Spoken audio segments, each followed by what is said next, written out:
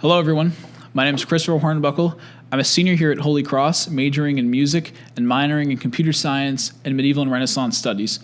Today, I'm very happy to be sharing with you my final project, a programmed and self-designed laser harp constructed using recycled wood, an Arduino microcontroller, and the Max MSP programming language. I'm very happy with the creative approach this project took, and I'd first like to thank Professor Shirish, who through our advanced coding music tutorial was able to guide me on a very detailed level using the Max MSP software and electroacoustic music.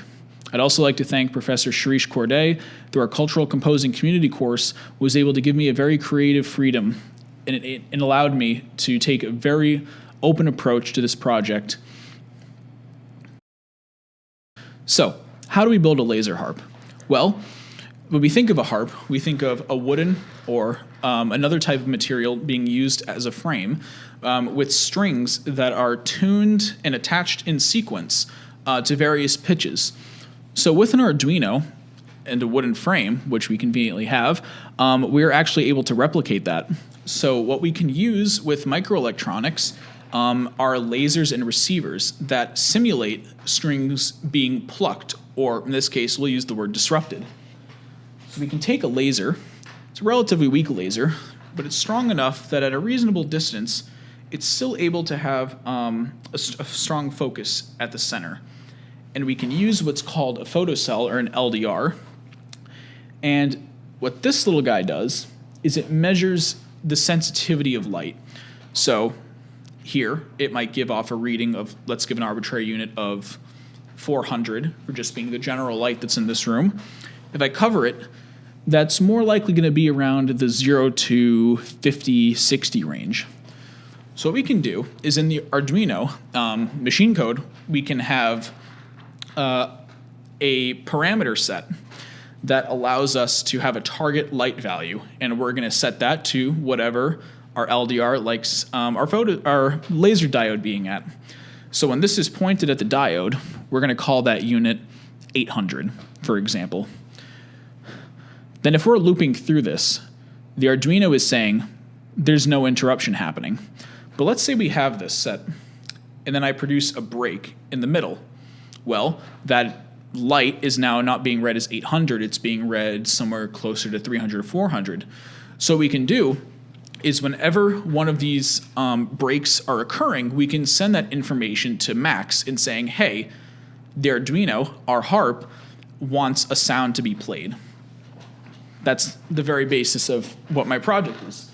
So what I've done is I've attached 12 lasers in sequence alongside a wooden bar that has 12 photocells drilled in through the hole at the bottom, along with an Arduino microcontroller in the back and various dials, which I'll get to in a minute.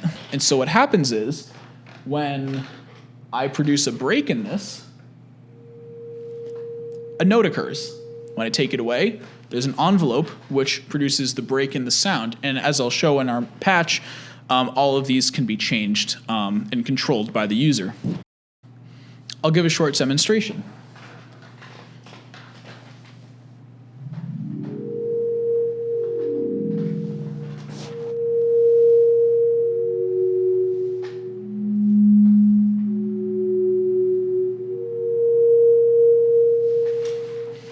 So as you can see, we're able to create these sounds using Max and using the Arduino, communicating with one another. That was one of the more difficult aspects of this project, was to be able to create an effective way for both of these programs to communicate with each other.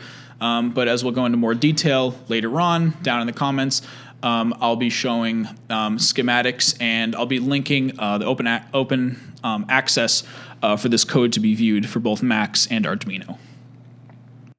So what are we able to do now that we have this main principle down? Well, we're able to create more modular components to both the microelectronics and Max MSP. So the next thing that I did was create these little dials using potentiometers, which has a knob. I'm a guitarist, so I like things a little more fancy. And what these act as are little pieces that send analog information from 0 to 1023 that can be turned from one end to the other. and with a dial, it becomes much more readable from 0 to 9. And the Arduino, the way I program the Arduino is it's able to pass this information along with whether or not strings are being played. So in a very short amount of time, I'm able to provide, close to real-time updates as a knob is being turned for a performance. So how does that work? Well, these knobs can be assigned to have various different functions, but the main ones that I have are a fader control, which I'll demonstrate now.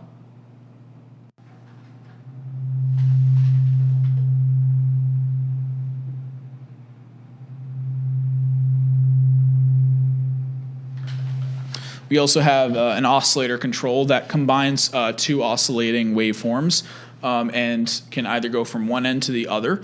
In this case, I have a sawtooth and a regular sine wave.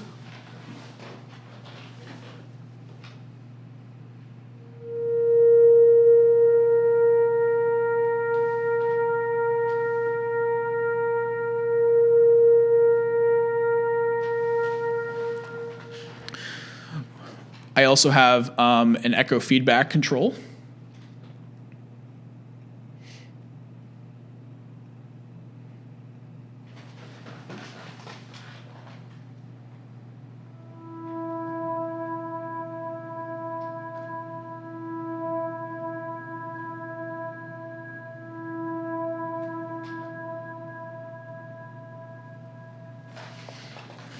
And lastly, I have a control for a low-pass filter for color.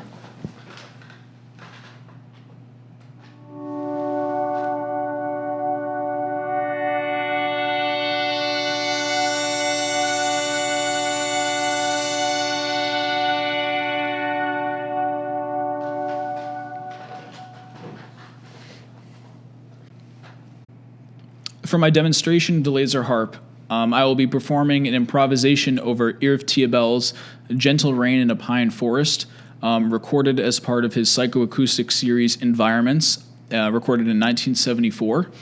I hope from this that I'll be able to immerse you in an experience of both natural sounds and a digital synthesizer. And I really hope that you're able to experience how beautifully this electroacoustic music can fit seamlessly into the sounds of our own world. I'm thankful again for everyone that I previously mentioned, and I'm very thankful for you for taking the time to listen to my project.